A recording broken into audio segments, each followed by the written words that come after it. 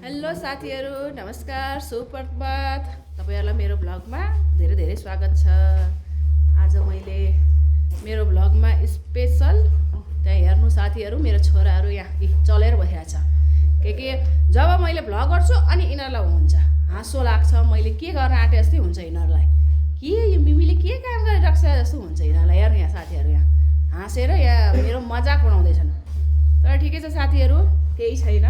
म आफ्नो उसमा मेरो काममा मेरो कार्यमा म निरन्तर भइरहने छु। तपाईहरुलाई मेरो भिडियोहरू ल्याइरहने छु, देखाइरहने छु। साथीहरू हाँस्दैछन्, त्यही भएर मलाई पनि हाँसो लागेछ। र साथीहरू धेरै कुरा नगरौँ ल। आज मैले चाहिँ मेरो भिडियोमा पक्कु कबाबको रेसिपी लिएर आएकी छु। अब म तपाईहरुलाई साथीहरू कबाब बनाएर देखाउँछु। पक्कु बनाएर, कसैले पक्कु भन्छ, कसैले कबाब भन्छ, तर म चाहिँ खासमा कबाब नै भन्छु। पक्कुमा अदुवा लसुन हालिँदैन, तर कबाबमा चाहिँ अदुवा लसुन हाल्छ। म चाहिँ अदुवा लसुन हालेर यो कबाब बनाउँछु। हेर्दै गर्नु साथीहरू मेरो भिडियो, म तपाईहरुलाई कबाब बनाएर देखाउँछु। यहाँ मसलाहरू यहाँ मैले रेडी गर्दैछु। जति तपाईहरुले मासु गर्नुहुन्छ त्यो अनुसार नै हाल्नु होला, मसला हाल्नु होला।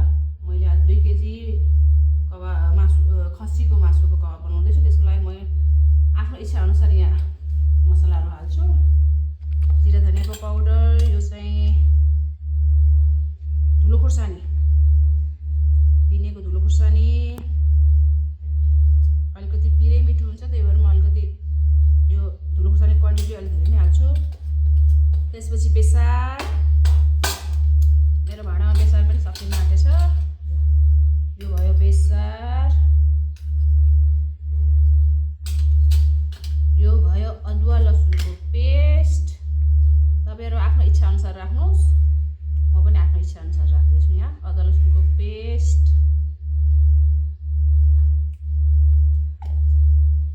यो भयो पिनेर राखेको गरम मसलाको धुलो। मैले आफै घरमा पिनेर राखेकी हुँ। यो हो गरम मसलाको धुलो। अब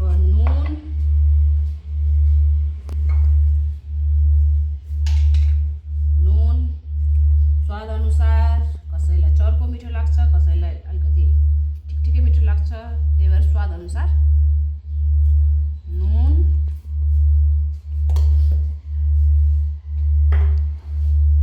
अब यहाँ तोरीको तेल, शुद्ध तोरीको तेल। म चाहिँ तोरीको तेल नै प्रयोग गर्छु खानेकुराहरूमा, त्यही भएर कबाबमा त झन् मिठो हुन्छ तोरीको तेल।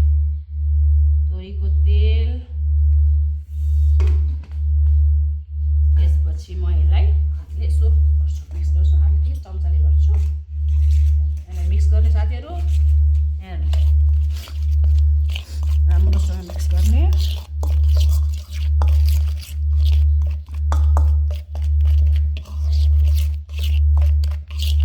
मसलामा अब यो मासु मजाले राम्रोसँग यसलाई मोल्ने। मैले हातहरू राम्रोसँग धोइसकेँ साथीहरू।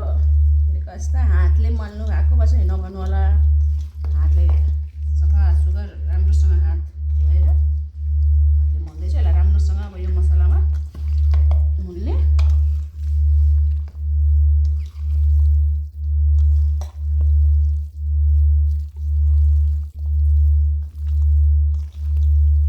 मजाले मोलिसकेँ यसलाई। मासुको भित्र मसलाहरू, नुनहरू, तेल सब छिप्सक्यो। मजाले मोले। अब एकछिन 1 घन्टा जस्तो म रेस्टमा राखिदिन्छु। त्यसपछि पकाउँछु। र साथीहरू अघि मैले यो म्यारिनेट गरेको 1 घन्टा पनि भयो। अब म यो कसौडीमा, मलाई यो कसौडीमा पकाएको मासु एकदम मिठो लाग्छ। यो कसौडीमा अब म यसैमा पकाउँछु मासु। त्यसमा अलिकति तेल हाल्छु। म अघि पनि तेल त हालेछु, तर अलिकति तेल थोरै, अघि म्यारिनेट गर्दा पनि तेल त हालिसकेको छु। अब यसमा 2टा तेजपात, अलिकति यो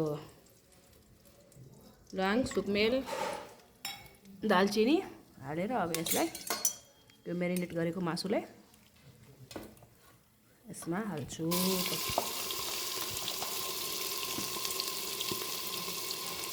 कसौडीमा मजाले पकाउने हो कबाब। साथीहरू आउनुहोस् है खान, जसलाई जसलाई खानु छ आउनुभयो हुन्छ।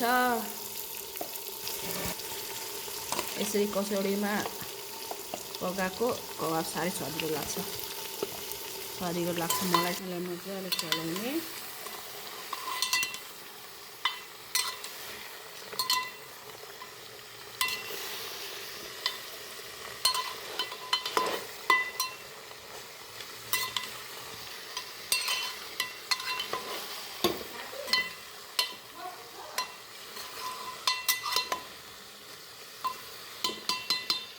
चलाउने। अनि यसलाई अब सानो आँचमा सानो ग्यास गरेर यसलाई अब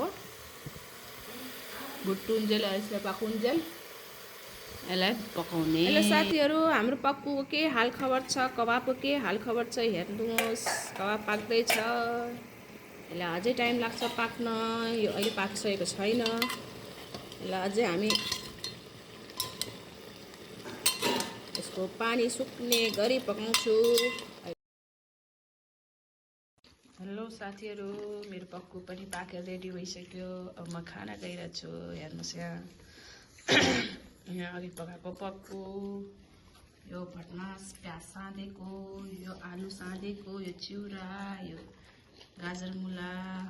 अब म खान्छु है साथी, कस्तो भएछ तपाईँहरूलाई खान्छु। साथीहरू अब म खाएर देखाउँछु कस्तो भएछ पक्कु भनेर। पक्कु कबाब मिठो भएछ, टेस्टी।